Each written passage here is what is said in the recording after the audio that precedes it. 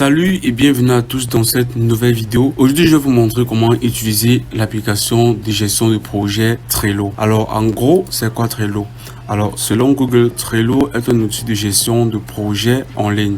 En gros, cet outil-là va vous permettre donc de gérer ou encore avoir une gestion complète ou encore plus facile sur vos projets en ligne. Comment avoir accès déjà à Trello? Alors, pour avoir accès à Trello, c'est très simple. Vous allez tout simplement vous rendre sur Google, puis vous allez rechercher Trello. Là, vous allez cliquer sur le premier lien qui vous sera proposé et vous serez directement renvoyé vers le site officiel de l'application Trello. Alors, lorsque vous serez sur le site officiel, ce que vous allez faire tout simplement, c'est vous inscrire si vous n'avez pas encore de compte officiellement sur l'application. Alors, pour vous inscrire, c'est très simple. Vous allez tout simplement entrer ici votre adresse email. Je vais par exemple prendre cette adresse-ci par exemple, puis je vais cliquer sur inscrivez-vous. Si vous avez déjà un compte, vous allez tout simplement cliquer sur le bouton ici en haut connexion. Et là, vous aurez la possibilité donc de vous connecter immédiatement à votre compte Trello. Alors, si vous voulez vous inscrire, vous allez entrer sur votre adresse email. Et là, vous allez cliquer sur inscrivez-vous, c'est gratuit. Alors, vous allez entrer ici votre adresse email. Ou soit vous allez pouvoir vous connecter directement avec votre compte Google, Microsoft, Apple ou encore Slack. Alors, lorsque vous serez connecté, voici à quoi l'interface de Trello va ressembler. Ici, je vais donc vous présenter donc les fonctionnalités basiques de l'application Trello. Alors, ici, vous avez ce qu'on appelle des cartes. Ici, j'ai donc pris un exemple. Déjà, j'ai ajouté des tâches à mon programme que je vais utiliser pour pouvoir vous expliquer donc comment est-ce que fonctionne exactement l'application Trello. Alors, ici, j'ai donc créé une carte qui s'appelle à faire dans des tâches que je vais faire ici durant ma semaine par exemple. Alors ici j'ai donc créé des jours tout simplement. Là vous pouvez voir lundi, mardi et mercredi. Alors disons que vous souhaitez par exemple ajouter un jour ici, c'est très simple. Vous allez défiler en allant sur le côté droit jusqu'à ce que vous allez retrouver ajouter une liste, tout simplement ajouter une autre liste.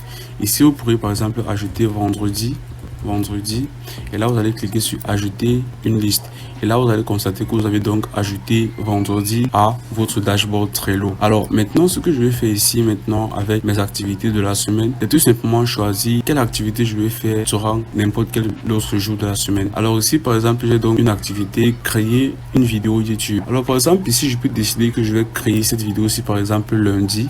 Tout simplement, ce que je vais faire pour mettre sur cette application-ci maintenant, sur le jour lundi, c'est très simple. Je vais porter cette activité-ci, puis je vais déposer sur lundi. Alors, tu peux mettre ceci sur n'importe quel autre jour, tout simplement. Tout ce que tu vas faire, c'est tout simplement drag and drop ou encore porter et déplacer, tout simplement.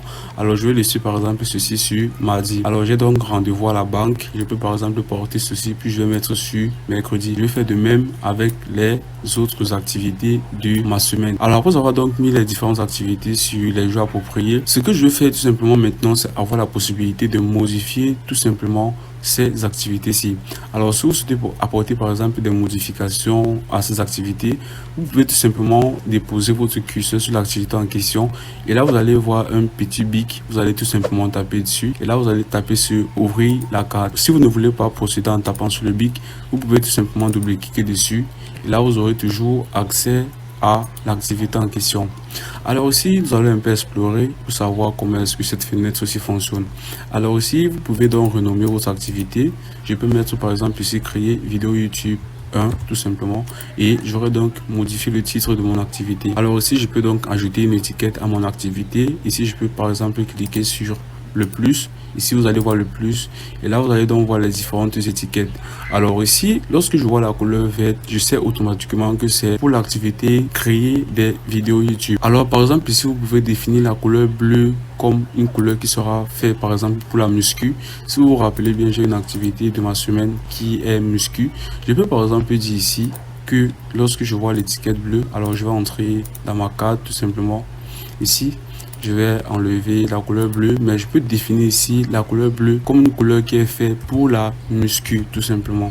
Ok, je vais écrire ici muscu, autant pour moi je vais enregistrer et là lorsque je vois la couleur bleue, je vais automatiquement savoir que c'est de la muscu qu'il s'agit. Alors je vais donc cocher la couleur verte tout simplement pour m'indiquer que c'est donc en lien avec la création des vidéos sur YouTube. Alors tout en bas maintenant, vous pouvez donc entrer ici la description de votre activité tout simplement.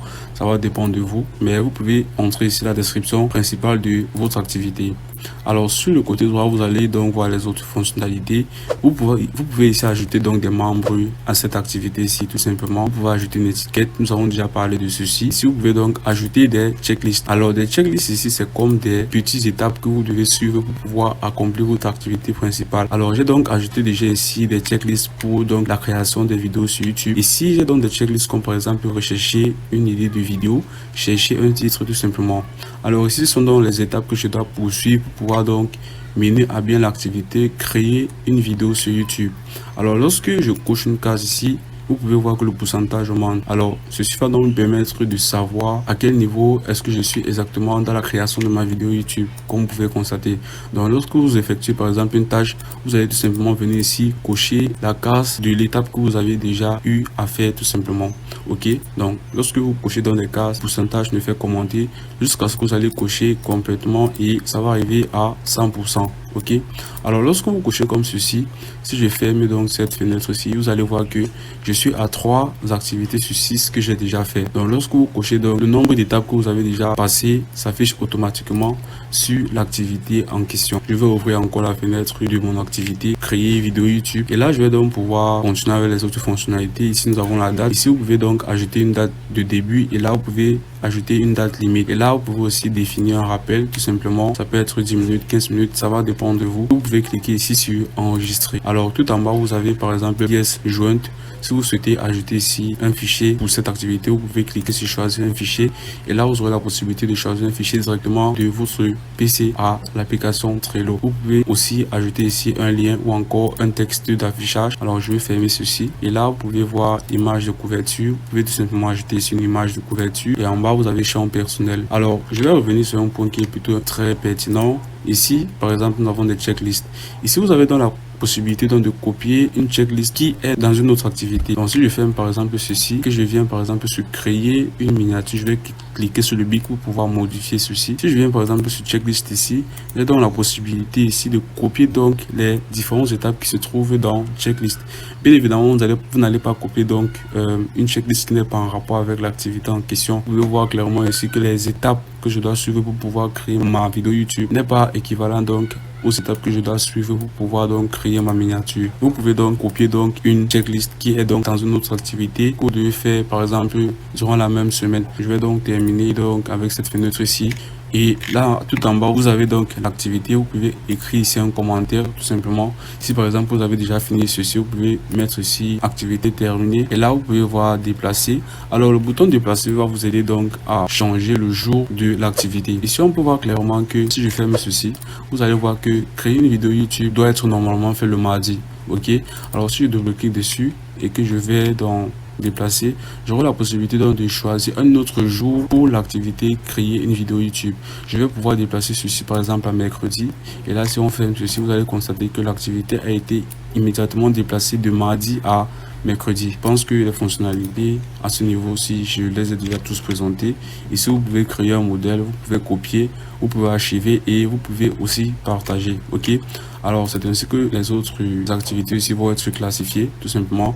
Je voulais juste vous expliquer en gros comment est-ce que vous pouvez personnaliser vos activités par exemple de la semaine. Alors si vous voulez par exemple renommer un jour de la semaine, vous pouvez tout simplement effacer ceci. Vous allez cliquer sur le jour de la semaine et vous allez pouvoir renommer tout simplement. Et là aussi, si vous voulez par exemple donner un titre à votre tableau Trello tout simplement, ou encore votre projet, vous allez pouvoir donc modifier ceci. Je vais par exemple mettre mes activités et là j'aurai donc renommé donc mon tableau Trello ou encore mon projet. Alors si vous voulez par exemple partager ce projet-ci à d'autres collaborateurs, vous aurez la possibilité de le faire en cliquant sur partager. Là vous allez tout simplement ajouter l'email de la personne, ça peut être Google, et ici, vous allez donc pouvoir définir le rôle qu'ils auront dans votre projet. Ici, vous aurez la possibilité de le mettre en tant que membre. Les tableaux doivent avoir au moins un administrateur. Alors, vous devez avoir au moins un administrateur qui doit être vous, par exemple, dans votre projet. Et ici, vous pouvez leur donner le rôle d'observateur. Alors, ajouter des personnes disposant de permissions limitées à ce tableau. Ok. Alors, ils peuvent avoir le rôle de membre ou encore observateur. Ça va dépendre entièrement de vous. Alors vous pouvez ici créer automatiquement un lien personnalisé qui va vous aider donc à partager votre projet. Alors c'est ainsi que vous allez pouvoir partager donc un projet sur Trello. Voilà, c'est tout pour cette vidéo. Je t'ai donc présenté les principales fonctionnalités de l'application Trello que tu vas donc pouvoir utiliser pour être plus productif chaque jour. Alors si cette vidéo t'a aidé, n'oublie pas de lâcher un gros pouce bleu et de me dire dans l'espace commentaire si tu as aimé cette vidéo. On se dit à la prochaine pour une nouvelle vidéo.